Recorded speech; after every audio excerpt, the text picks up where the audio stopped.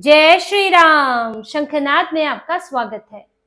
चुनाव आयोग ने पश्चिम बंगाल में एक बहुत बड़ी धांधली पकड़ी है, बहुत बड़ी गड़बड़ी पकड़ी है, जिससे ये साफ पता चल रहा है कि इतनी सख्त प्रक्रिया के बावजूद भी गड़बड़ियां करने की, चोरी करने की कोशिश हो रही है। और वो भी किन इलाकों में? सीमावर्ती इलाकों में, वही मुस्लिम बहुल इलाके जहां पर ज्यादातर घुसपैठिए हैं, बांग्लादेशी, रोहिंग्या हैं। और वहां पर गड़बड़ करने की कोशिश हुई थी, लेकिन चुनाव आयोग ने उसे पकड़ लिया है। देखिए हुआ क्या है। 2208 बूथ ऐसे पाए गए हैं जहां पर कोई भी एन्यूमरेशन फॉर्म निल नहीं पाया गया। निल अनकलेक्टेबल एन्यूमरेशन फॉर्म नहीं मिला, यानी कि ऐसा कोई भी फॉर्म नहीं मिला जिसमें कोई मृतक हो, कोई स्थानांतरित हो, कोई डुप्लीकेट हो। एक बूथ पर, इन जो 2208 बूथ हैं, इनमें ऐसा कोई भी मतदाता नहीं मिला जिसकी मृत्यु हो चुकी हो, जो पलायन कर चुका हो, या फिर जिसका एक की जगह 2 जगह नाम है, 3 जगह नाम है। और ये बड़े साफ सुथरे फॉर्म यहाँ मिले हैं कि सबके दस्तावेज हैं, एन्यूमरेशन फॉर्म आ चुका है, और यहाँ पर जितने मतदाता पहले थे अब भी उतने ही मतदाता हैं। अब जब ये सामने आया तो चुनाव आयोग को शक हुआ, और इसके बाद जो डीईओ ईआरओ है, यानी कि जिला चुनाव अधिकारी और मतदाता पंजीकरण अधिकारी, जिनके पास बीएलओ का काम देखने की जिम्मेदारी होती है, उनको सीधे सीधे नोटिस भेजा गया और कहा गया है कि इस मामले की जांच कीजिए। ये सब कुछ बड़ा आदर्श स्थिति कैसे है कि कोई भी निल फॉर्म वापस नहीं आ रहा है। एक बूथ पर जो एक औसत बताया जाता है कि 1200 से 1300 मतदाता हैं, किसी में ज्यादा भी हो सकते हैं, किसी में कम भी हो सकते हैं, तो इसलिए एक औसत है 1200 से 1300 के बीच। अब आप ये देखिए कि 2002 की कट ऑफ है इस बंगाल के लिए, और 2025 में एसआईआर हो रहा है, यानी कि 23 साल का अंतर। तो जो लोग 2002 में नहीं थे उनको ही इस बार फॉर्म देना है। तो अब इन 23 सालों में क्या कोई भी, किसी की भी मृत्यु नहीं हुई इन 2208 बूथों पर?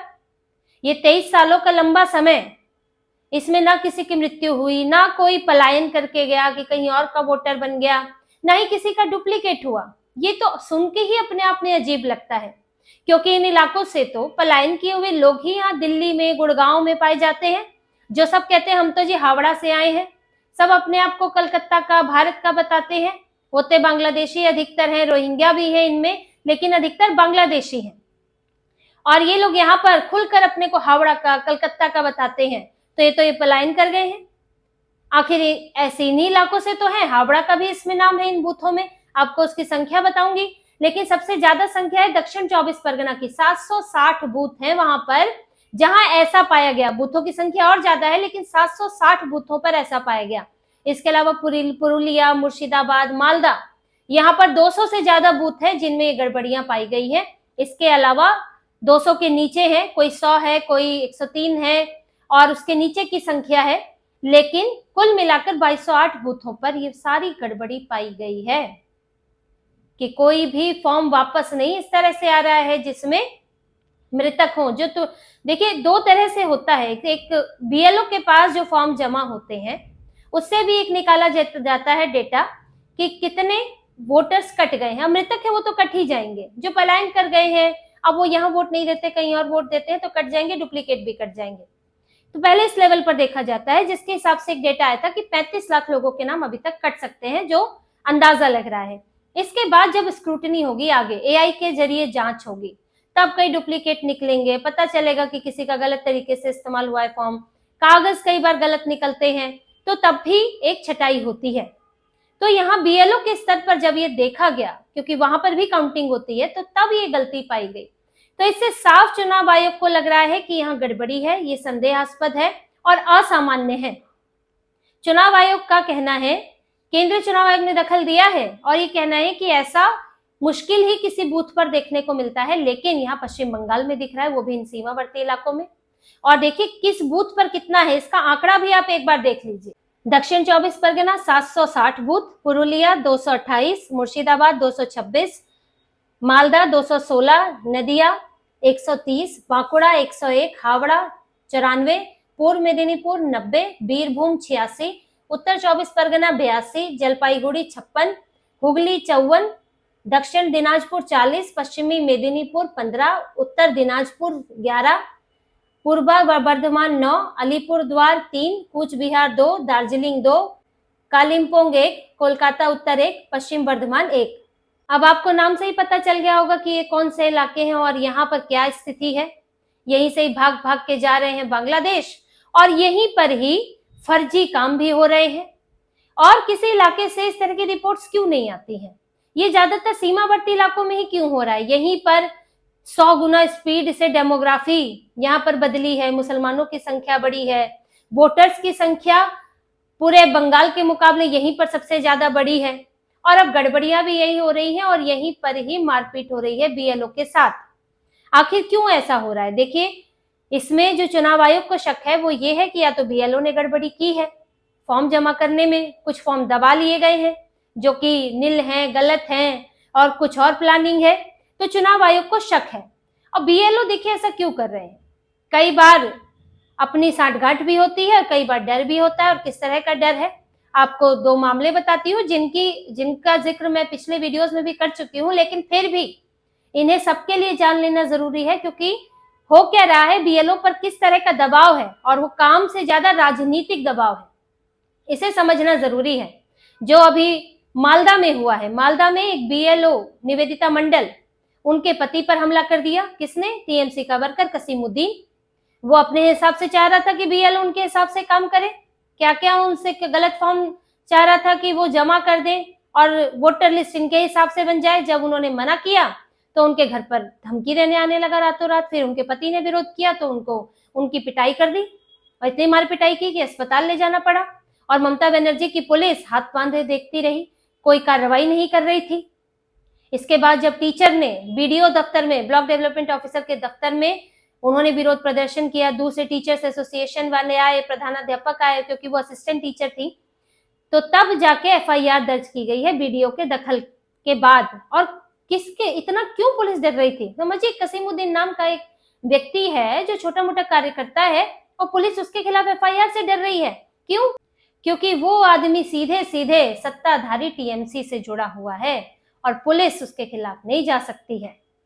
तो ये दबाव है बीएलओ के ऊपर। अब इस दबाव में बीएलओ क्या क्या कर रहे हैं ये तो अब दिख रहा है कि हो क्या रहा है। ऐसे ही बशीरहाट का एक मामला है, उसमें दीपक महतो बीएलओ को कौन धमकियां दे रहा था? जमीरुल इस्लाम मोल्ला नाम का व्यक्ति जो कि टीएमसी का नेता है, टीएमसी का बीएलए है, तो वो धमकी दे रहा था कि 97 साल के एक व्यक्ति का नाम चढ़वाया जाए जिसका नाम 2002 की लिस्ट में नहीं था। अब बताइए, इतना बुजुर्ग व्यक्ति और उसने यहाँ बंगाल में वोट ही नहीं दिया है, तो ये तो अपने आप में हैरान करने वाला मामला है। वो तो दीपक महतो ने शिकायत की तो फिर उसे पकड़ा गया। ये तो 2 मामले सामने आए। ऐसे और कई जगह बात सामने आ रही है कि धमका रहे हैं बीएलओ को कि हमारे हिसाब से काम होना चाहिए। सामुदायिक भवन में जबरदस्ती बीएलओ को बिठा के काम करवा रहे हैं कि घर घर ना जाए, वहीं लोग आए फॉर्म दे दें।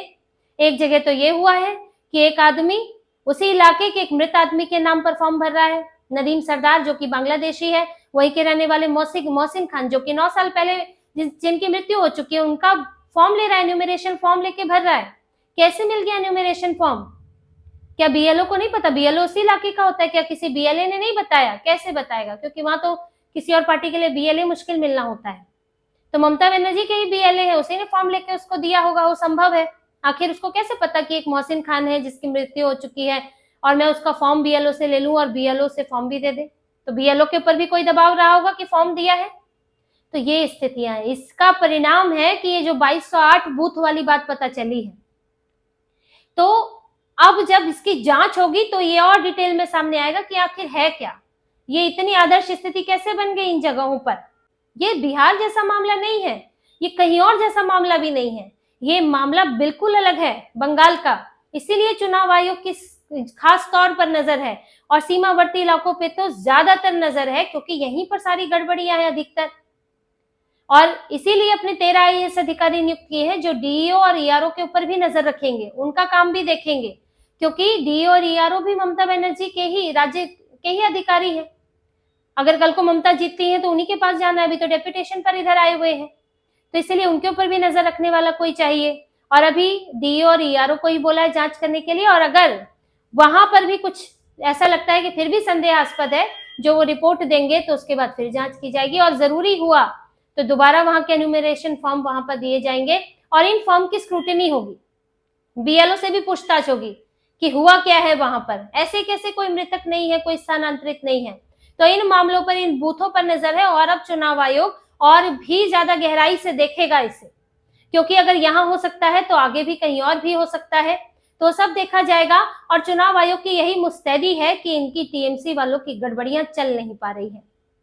ये ममता बनर्जी ऐसे नहीं एसआईआर को लेकर बैठक ले रही है, इनके भतीजे बैठक ले रहे हैं, अभिषेक बनर्जी एसआईआर का विरोध कर रही है और उधर बैठक ले रही है। यही सब देखा जा रहा है कि हमारे लोगों के नाम ना कटे, कैसे भी हो कि तो चढ़ने चाहिए, क्योंकि इतने सालों में लाखों लाख वोट इकट्ठे कर लिए हैं, घुसपैठियों के इकट्ठे कर लिए हैं। अधीर रंजन चौधरी आरोप यही लगाते हैं कि ममता बनर्जी के पास तो फेक वोटर्स का भंडार है। उन्होंने भंडार शब्द का इस्तेमाल किया। 40 से 45 लाख वोटर्स उन्होंने बताया कि यहाँ फर्जी हैं, बांग्लादेशी घुसपैठिए हैं, जो पूरी तरह ममता बनर्जी को वोट करते हैं, क्योंकि ममता बनर्जी की सरकार उनको पूरी तरह संरक्षण देती है।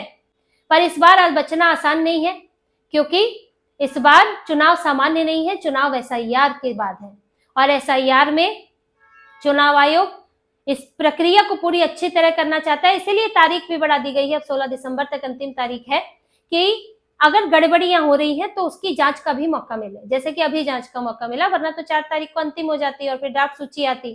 तो ये सब गड़बड़ियां भी पाई जा रही हैं, इसलिए भी डेट बढ़ाई गई, और कुछ फॉर्म्स भी आने बाकी हैं, अभी काम भी बाकी है, इसलिए बढ़ाई गई है। तो चुनाव आयोग की नजर है, जांच हो रही है, बंगाल के लोगों के सामने इनकी कलई खुल रही है कि यहाँ पर सीमावर्ती इलाकों में अब भारत के लोग कम रहते हैं, बांग्लादेशी रोहिंग्या ज्यादा रहते हैं, और ममता बनर्जी उन्हें बचाने के लिए हर संभव कोशिश कर रही है। अब जब बंगाल के लोगों के सामने ये बातें हैं और आगे भी होती रहेंगी, तो उसका नतीजा ममता बनर्जी को चुनाव में भुगतना पड़ेगा। तो इसी तरह की और खबरें और विश्लेषण आपके लिए लाते रहेंगे, हमसे जुड़े रहिए, सब्सक्राइब कीजिए, कमेंट कीजिए। बहुत बहुत धन्यवाद। जय श्री राम।